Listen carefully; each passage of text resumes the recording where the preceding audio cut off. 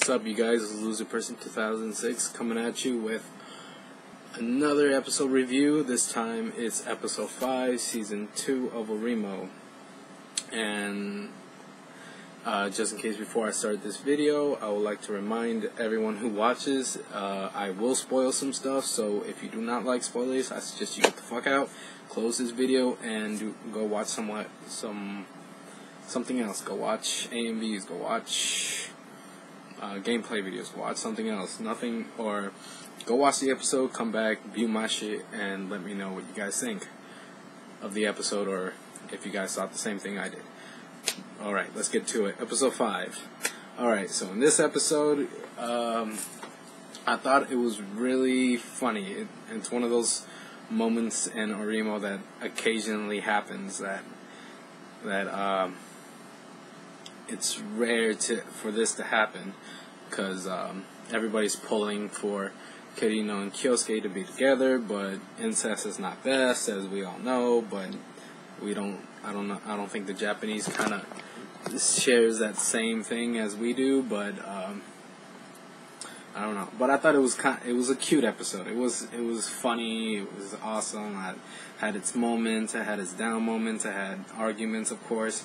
But let's get to the review. So in this episode, Kirino asked Kyosuke to be her fake boyfriend. And as if you all remember, in the last episode, she kind of like shocked everybody by saying, I have a favor to ask you, will you be my boyfriend? And I thought everybody must have thought, holy shit, they're brother and sister. Why the hell are they gonna hook up? I thought the same thing, but you know, it was all fake. And the reason why this happened, this whole predicament started, is because a model agency from another country wanted to contract Kirino, but the catch is she would have to leave Japan. I can't remember the lady's name, but she wanted to basically take her modeling to Europe. She wanted to bring her to Europe, and of course she would be gone for a year. And Kirino, of course, seeks help from Kyosuke, which he decides to play the role. They meet up with the agency manager to show that they are boyfriend and girlfriend, and that part is hilarious. Like, because the manager tries to reenact how Kirino sounds over the phone and whatnot, and she's like, oh, I have a boyfriend, so I can't go. And so they're meeting up. I love how Kyosuke puts his arm around her, and he's like, my honey, and she's like, chillax, you know, you don't have to go. He's like, what are you saying, my honey? Like, we have to be serious here, or else she's gonna see right through it. So they meet up with the manager, the agency manager, show that they are boyfriend and girlfriend. After she's being somewhat convinced, she still vows, she was like, that's not really gonna stop me from still pursuing Kirino. Like, I want this chick. I want her to model for us.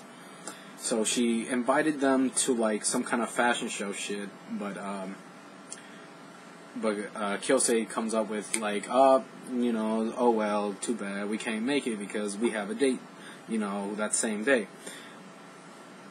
And what's it called?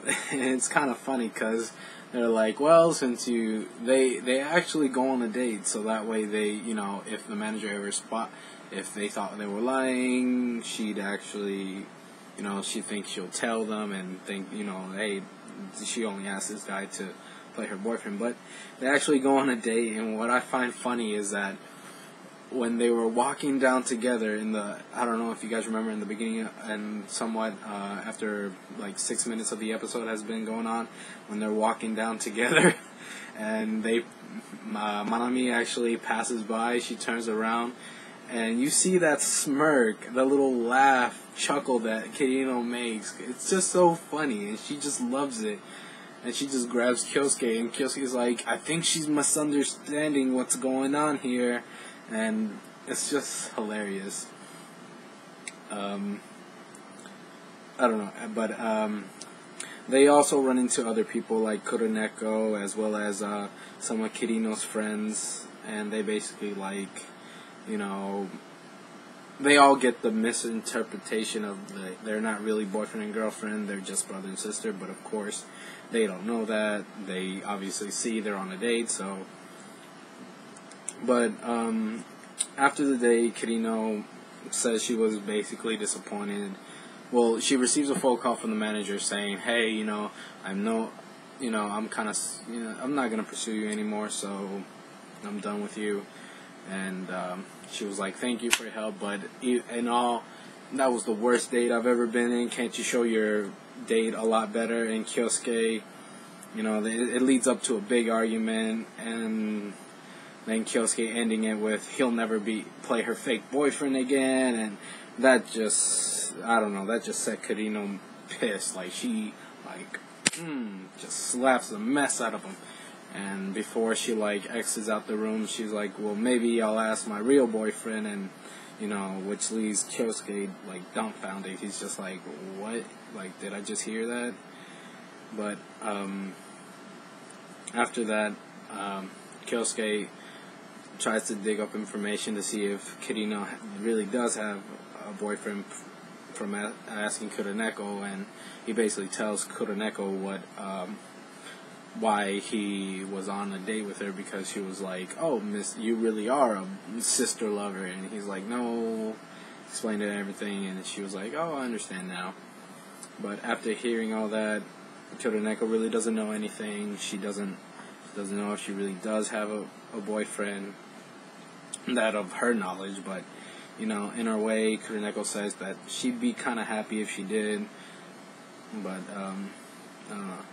Kyosuke, but later on we see Kyosuke just had enough. He was just he just shows some jealousy and grabs her right there in the arm and tells her, "Do you honestly have a boyfriend?"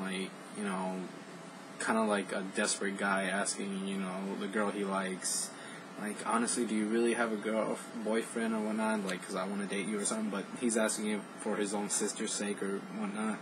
And I don't know, Kirino just, oh my god, I just hate the way she just played this way. She's like, "What's this? You're getting a little bit jealous just because your little sister has a boyfriend and whatnot." And I don't know, it's just, she laughed at his behavior and confirmed to Kyosuke that basically she does have a boyfriend.